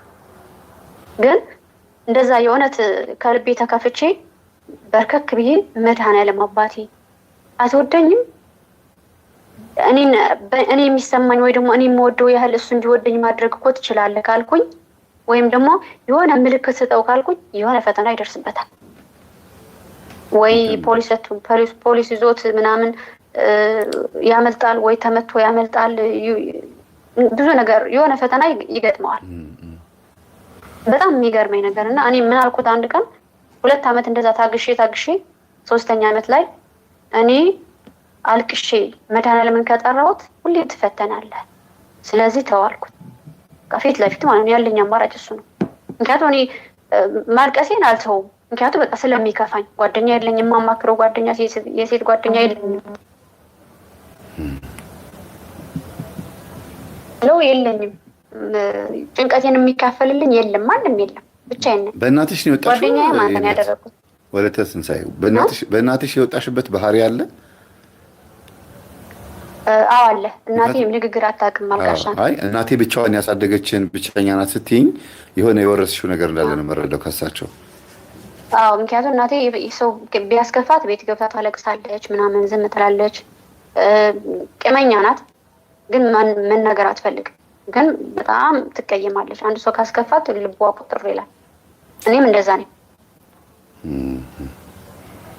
ያንን ነገር ስላለ በቃ ለ3 ዓመት እንደዛ አልቅሼ ዝም አልኩኝ እና ከዛ ቤተሰብ እስከ 3 ዓመት ቤተሰብ አያውቅም፣ ማንም አያውቅም። እኔ እና እሱ በፍቅር ነው ያለነው። ከዛ በልክ በ3 ዓመቱ ቤተሰብ ማሳወቅም እንፈልጋለን ምናምን ሲል ፈራሁኝ። የሆነ ቤተሰብ ካስጠየቅ በኋላ ግን አትጎዳኝም፣ የሆነ እንለያይ አትለኝም፣ እንለያይ የምትለኝ ከሆነ ቤተሰብን አታሳወቅ ይቅርብኝ አልኩት። ኧረ ችግር የለውም ማለት እና በቃ ቤተሰብ ወደ ቤተሰብ ሲላክ ቤተሰብ ደግሞ ወንድሞቼ ስለሚያውቁት እንዴት እንደነበረ ስለሚያውቁሽ ይጎዳሻል አሉኝ። እኔ ግን ተጎድቼ አሳልፌዋለሁ 3 ዓመት። ይገርም ነው በጣም። ግን እነሱ ትጎጃለሽ አለኝ። እንደሚታይ ይቅርብሽ ትጎጃለሽ፣ ምክንያቱ ወይም ደግሞ በቃ ወደሽው ከሆነ ቤተሰብ ጋር ሳታስቀያይሚ መጀመሪያ እሱን በደንብ ይዋለኝ። እኔ ፈትኜ ጨርሻለሁ ከ3 ዓመት ሙሉ ችግር የለውም ምናምን ብዬ ዝም አልኩት። ከዛ ቤተሰብ ተዋወቀ ምናምን። ከዛ በቃ መውለድ አለብን አለኝና እሺ ብዬ መጠቀሙን ተውኩት። ለ1 ዓመት መውለድ አልቻልኩም። ከዛ በዛ ደግሞ እንዳዲስ መጎዳት ጀመርኩኝ ማለት ነው። ለምን እኔ ስለማልወልድ ነው ሌላ ሴት ጋር እንትን የምትለው ምናምን ብዬ መጨቃጨቅ ጀመርኩኝ። ያ ስለው በቃ እሱም እየቀነሰ መጣ። በቃ ይሄንን ነገር ውስጥ እየፈጠረ ስለሆነ ምናምን እያለ እየቀነሰ መጣ እና እያስተካከለ ያው ሙሉ ለሙሉ ባይተውም ግን እንደ ድሮ አይደለም። ስለኔ ይጨነቃል፣ ያስባል። እኔ ከታመምኩኝ ያለው እሱ ነው የሚያነሳኝ፣ የሚጥለኝም እሱ ነው። በጣም እታመማለሁ እንዳልኩ። እንደዚህም ሆኖ ግን ህመሜ እንዳለ ነው። ከዛ ቤተሰብ ተዋውቆ ምናምን ሰላም ከሆነ በኋላ እሱም ከተስተካከለ በኋላ መመሪ በኃይል ታመምኩ። ይህ የማይባል ህመም ማለት ነው። መንቀሳቀስ አልችልም፣ መቆም አልችልም። እንደዚህ ከወገቤ ቤታች ፓራላይዝ ሆነ። ዝም ብሎ ድንገት መንቀሳቀስ አልቻልኩም እና ከዛ ሕክምና ልውሰዳት እንዳይል ወረቀት የለውም እዚህ ሀገር እና ለአረቡ እሱ የሚሰራበት አረቡ እንዲህ ሆኖ ነው ሲል የሆነ ክኒን ገዛለትና እርጉዝ ከሆነች እንዳትጠቀመው፣ እርጉዝ ካልሆነች ግን ትጠቀመው አለኝ። እኔ ደግሞ እርጉዝ ከሆነች ግን እንዳትጠቀመው ብሎኛል ምናምን ስል እኔም ናዲያ እርጉዝ አይደለሁ አልኩት። ምክንያቱም ገና ወሬ አልሞላም፣ ይመጣል አይመጣም የሚለውን ነገር አላውቅም እኔ። ከዛ ወሰድኩኝና ክኒኑን ወስጄው ለ24 ሰዓት በቃ የሆነ በቃ እንደሞተ ሰው ሆንኩኝ ማለት ነው። ቢጠብቅ ትነሳለች ብሎ ቢጠብቅ አይጠብቅም። በቃ አልነሳም። ቀረውኝ 24 ሰዓት ሙሉ ጠበቀኝ። በኋላ ቀዝቃዛ ውሃ ሲደፋብኝ ተነሳሁኝና ተነስቼ ዝም ብዬ ተራመድኩኝ። ሽንት ቤት ሄጄ ደም የሆነ በጣም የሚያስፈራ ጥቁር ደም። ከዛ በስላሴ ስም እንዲህ ምን ሆኜ ነው ቀኔ አይደለም እንዴት መጣ በዚህ ሰዓት ምናምን ብዬ ከዛ እንዲህ ስለው አበደ። ምክንያቱም እርጉዝ ከሆነች እንዳሰጣት ብሎኛል። ስለዚህ ነበረች ማለት ነው እንዴ። በቃ ተረጋገጥኩኝ እኔ ምናምንና በጣም ከዛ ቀለለኝ። የሆነ ጥቁር ደም ሲፈሰኝ የሆነ ነገር ከላይ ብድግ ብሎ ሄደ። ቀለለኝ። የሆነ በቃ ኖርማል ሆንኩኝ። ወደ ጤና የተመለስኩኝ ማለት ነው። አሁን ስረዳ ምናልባት ግብሩ ስላገኘ ነው እንጂ ትቶኝ አይደለም ህማሙ። ያላቋረጥሽ ብዬ ነው እንጂ ግብሩን ስላገኘ ነው። ግብሩ ስላገኘ ኖርማል ሆንኩኝና ስራ ቀየርኩኝ። በቃ ስራ መቀየር አለብሽ እሱ ስራ ስለሚበዛብሽ ነው ምናምን አለና ቀየርኩኝ። በጣም አሪፍ ስራ በወር 5000 በዚህ ሀገር የምሰራው አራት ቤት ነው የምሰራው። 5000 4000 ያገኛለሁ በወር ማለት ነው። እሱ ወደ ሀገር ቢሄድ በአንድ አመት ሀብታም ነው የምሆነው። በዛን ጊዜ ግን ለነገ ደሞዝ የምቀበል ከሆነ ወሬ ሞልቼ ዛሬ ታምሜ ያድራለሁ። ከዛ ደሞዝ ይቀበልና ህክምና ሄዳለሁ። 3000 ህክምና ትቼው እመጣለሁ። ጨርሳለሁ ማለት ነው። ከዛ ለአንድ አመት እንዲህ ቀጠልኩኝ። ለአንድ አመት አገር ያለ ደግሞ ቤተሰብ አያውቅም። ለምንድን ነው አንቺ እየሰራሽ አይደለም ወይ ምናምን እያለኝ ነው ያለው እና ሁሉም ጭንቀት ስላለብኝ በቃ አልቻልኩም እና መጨረሻ ላይ የአባ ገማን ቪዲዮ ያገኘዋል ባለቤቴ ማለት ነው። በቃ ይሄን ነው እንጂ እስኪ በቃ እኔ ምናምን አለና ከፈተው። ሲከፍተው ያልኩ ጮኩኝ፣ እየታወቀኝ ጮኩኝ። በቃ ዝም ማለት አልችልም። እምባዬ የሚወርደው እምባዬ ያቃጥለኛል፣ ፊቴ ያቃጥለኛል። በቃ ፊቴ ላይ ውሃ ድፋብኝ እያቃጠለኝ ነው ፊቴ እያልኩት ነው። አጅሪው ነው ሲያዘኝ ራሴ ነኝ ግን አልተሰወርኩም። እና ከዛ ነው እንዴ ምናምን አለና እሺ እንደዛ ከሆነ ጥሩ የአባ ዮሐንስን አመጣና ከዛ ተሰውሬ ምንም ብታመም ህክምና አልሄድም ብዬ ለራሴ አባ ዮሐንስ ብለሽ ተቋረጠ። ይቅርታ አጅሪው ነው መሰለኝ ተቋረጠ።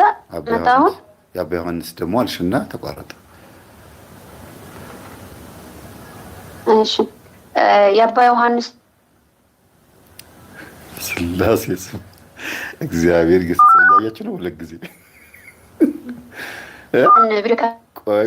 ቆይ እንዴ ይሄ አጋጣሚ በትክክል እያገደ ነው እንዴ? በስላሴ ስም ድገሚ እስቲ። አውቄን ያስደገምኩሽ እንዴ? እሺ ቀጥይ። እሺ የአባ ዮሐንስን ቪዲዮ ከፈተልኝና ከዛ መዝሙሮቹን ሲከፍትልኝ ምናምን አልቻልኩም። በቃ አልቻልኩም ነው የምልህ መምህርዬ። በቃ ኡሪ ብዬ ጮኩኝ። በቃ አልቻልኩም፣ አበድኩኝ።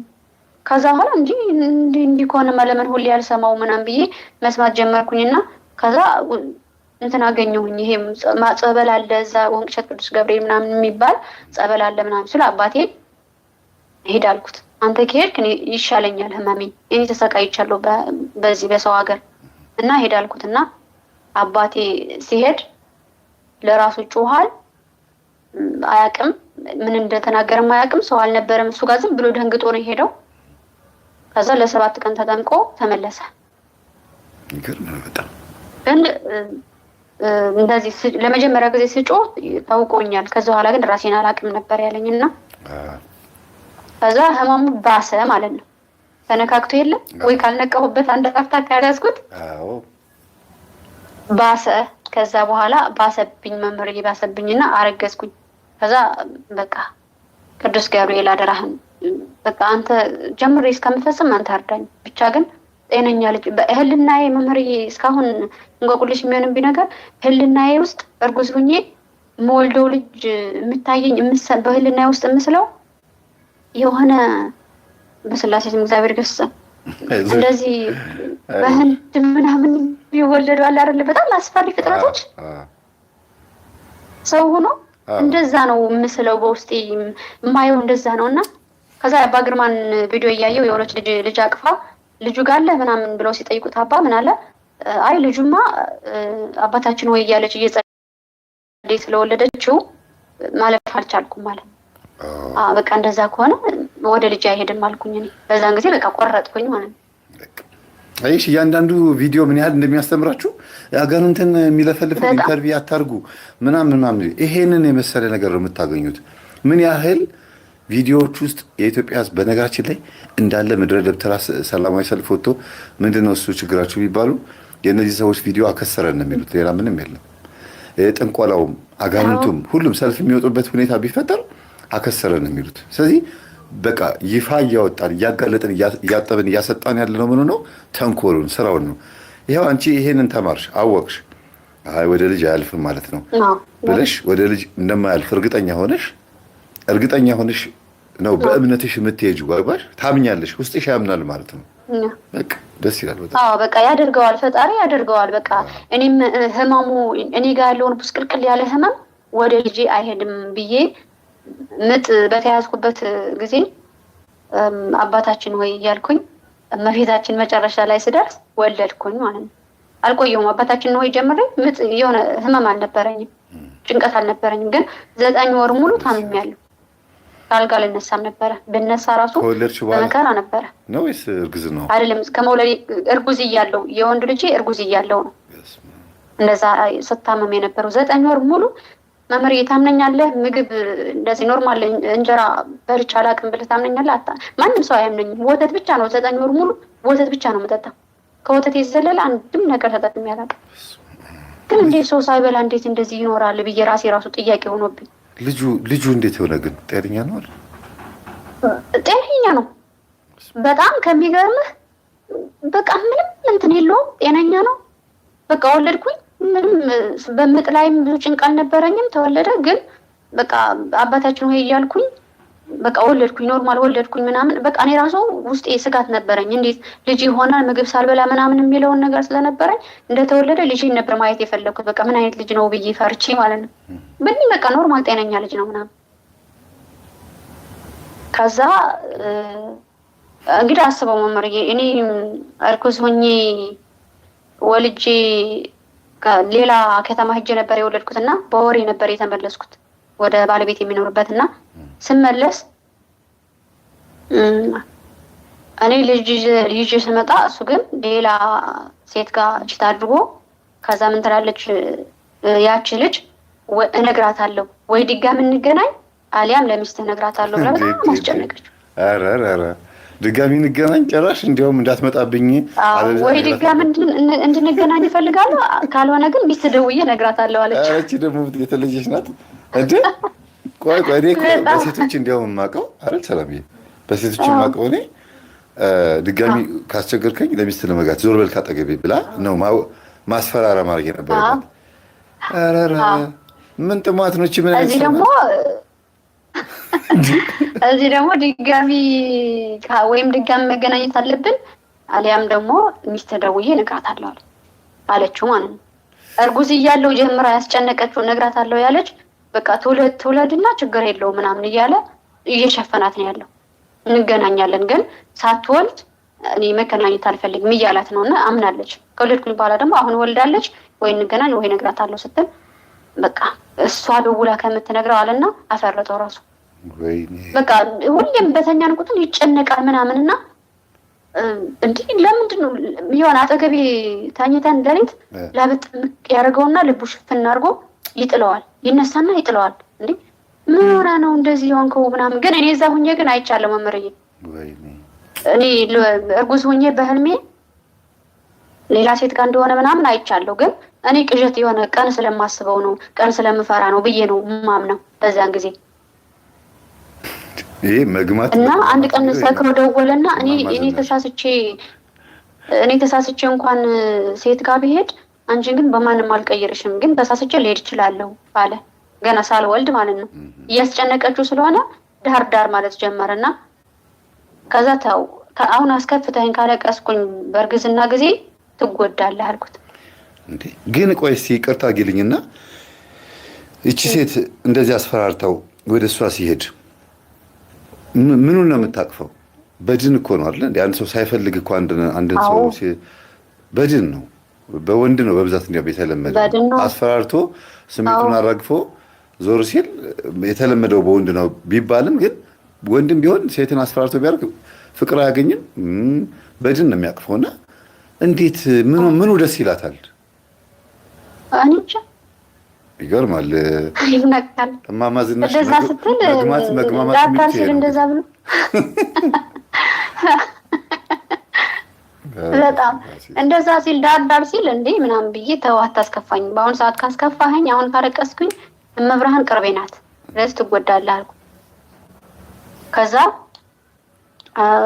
ዝም አልኩኝና አንድ ቀን እንደዚሁ አስከፍቶኝ አልቅሼ በእርጉዝና ጊዜ መቤቴን የምሬን ነው በቃ በህልሜ ምን ያለሁኝ አስከፍቶኝ በቃ ተቀይሜው አላውቅም። ያ ሁሉ ሌላ ሴት ጋር ሴቶቹ ደውለው ሊነግሩኝ ምናምን አልቀየምም። በቃ በጣም ስለምወደው በፍጹም መቀየም አልችልም። በቃ የመቀየም አቅሙ የለኝም። በእኔ በልቤ የሆነ ቅንጣት ያህል ቂም አላሳድርም። በቃ ችግር የለውም ብዬ ነው ዝም የምለው። እያወቅኩኝ ራሱ ዝም እላለሁ። ከዛ በዛን ጊዜ ለመጀመሪያ ጊዜ ተቀይሜ አለቀስኩ። የእውነት አለቀስኩኝና ከዛ መኪና መቶት ደም እንደዚህ ታጥቦ ግን እኔ በህልሜ ምን ያለውኝ የሆኑ 2 ሰዎችን ገድሎ እየጣለ ከዛ እጁ ደም ሲነከር አየሁት።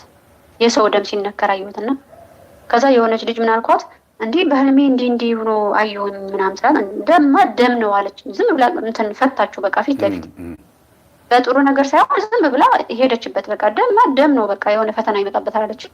ወዲያውኑ ስደውል እኔ ከቤት እንዳትንቀሳቀስ ልለው ስደውል ተመቶ ደም ለደም ታጥቦ ደም በፊቱ እየወረደ ወደ ሕክምና ለመሄድ ታክሲ እየደወለ ነው ጓደኛው ጋር ሆኖ ማለት ነው።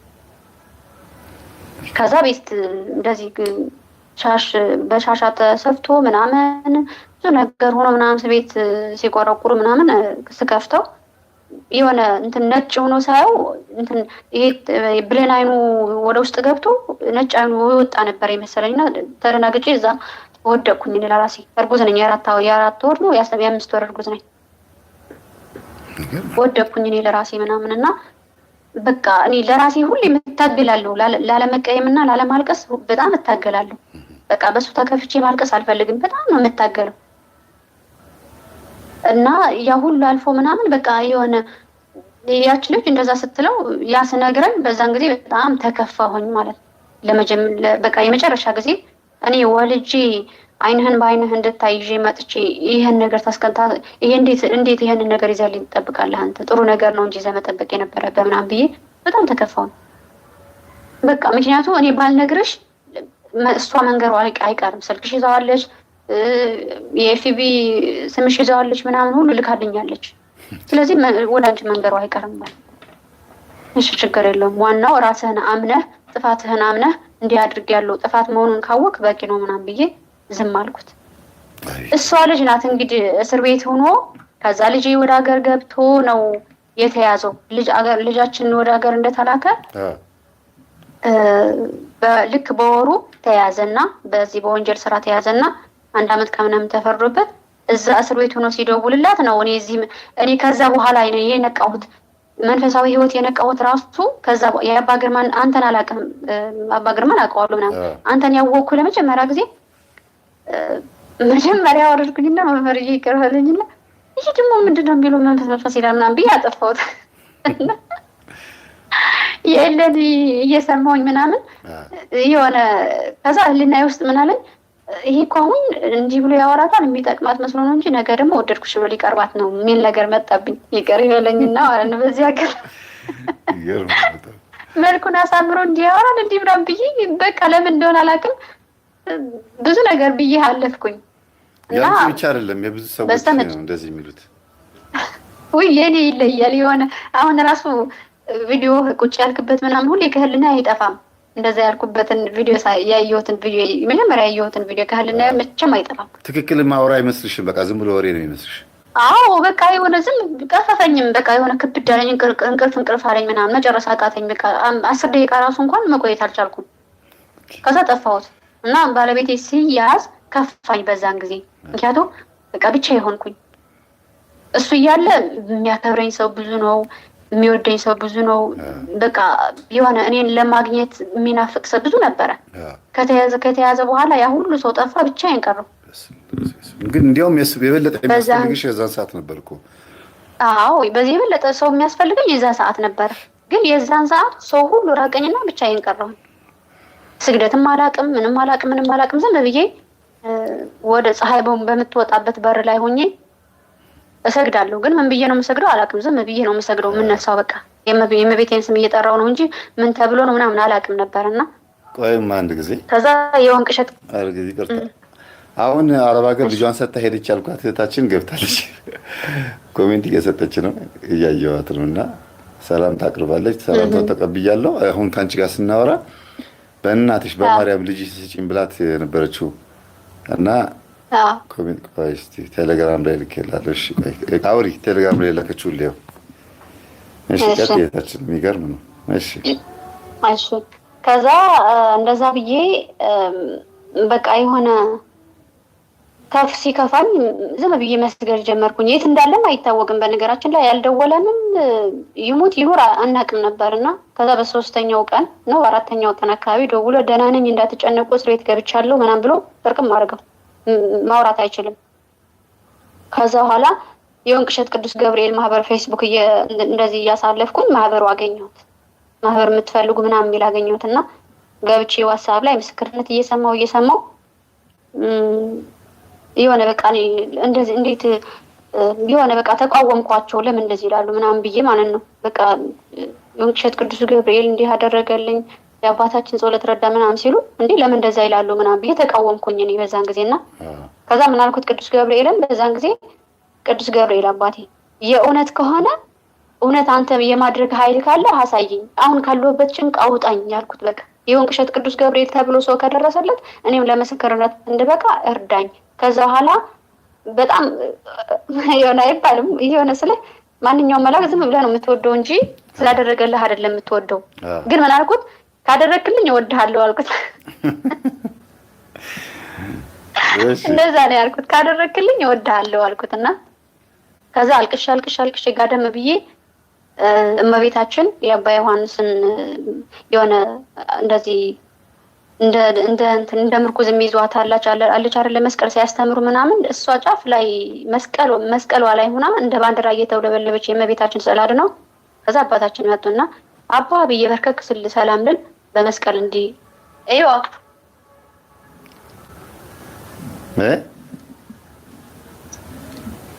አለሽ በባንዲራው እየተውለበለበች ለምን ታለቅሻለሽ ልጄ ሁሉም ያልፋል አለች።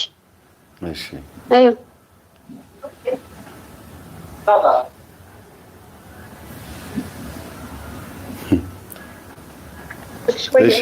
ከዛ አይዞሽ ሁሉም ያልፋል አውሪያቸውና ተመልሰሽ ነይ። እስከዛ ሌላ ነገር አወራለሁ፣ ችግር የለውም። ሄዳለች። እሺ ድንገት ስራ ላይ ከሆንሽ አውርተሻቸው ተመለሽ። እኔ እስከዛ ማውራት እችላለሁ ድንገት እንትን ካለሽ። እሺ እንደዛ አለችኝና አይዞሽ ለምን ታለቅሻለሽ ልጄ ሁሉም እኮ ያልፋል አለች። ለበጎ ነው የምትል ቃል ከመብርሃን የሰማሁት ለመጀመሪያ ጊዜና ከዛ ምንድን ነው ለበጎ ነው ምናምን ስዕል አድኖ ያወራል እንዲህ እላለሁ በህልም ውስጥ ሆኜ ማለት ነው።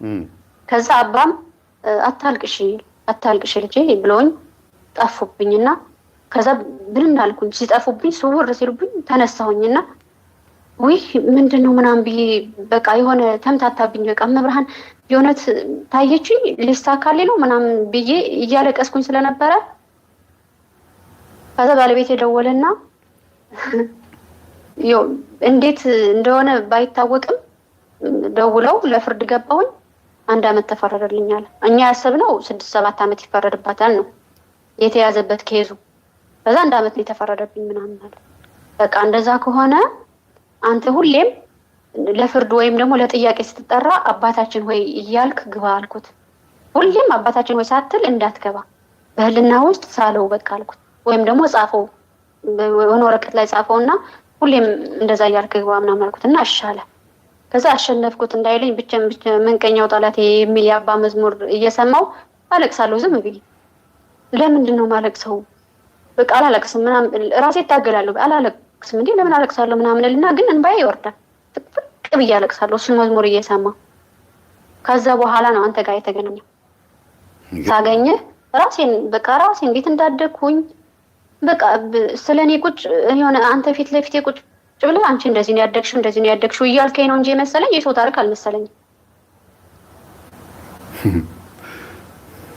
ከዛ እሺ እንዴት ልስገድ ምን እያልኩ ነው መስገድ የምችለው ምናምን እያልኩ እያሰብኩኝ ዝም ብዬ ቴሌግራም አወረድኩኝና የሆነ ማህበር አገኘሁና እንዴት እንደምሰገድ ምናምን እዛ ገጠመኝ የሚለውን ማህበር ላይ ገባሁኝና እዛ ያለውን ስግደት እያወጣሁኝ መስገድ ጀመርኩኝ ማለት ነው።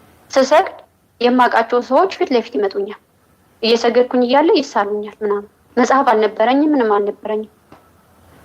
የነበርኩባት ሴትዮ እያልኩን ቀዋሚ ነው የምሰራው ስራ ይዛ ነው እዛ ሆኜ ነው እንግዲህ ብዙ ፈተና ብዙ ህመም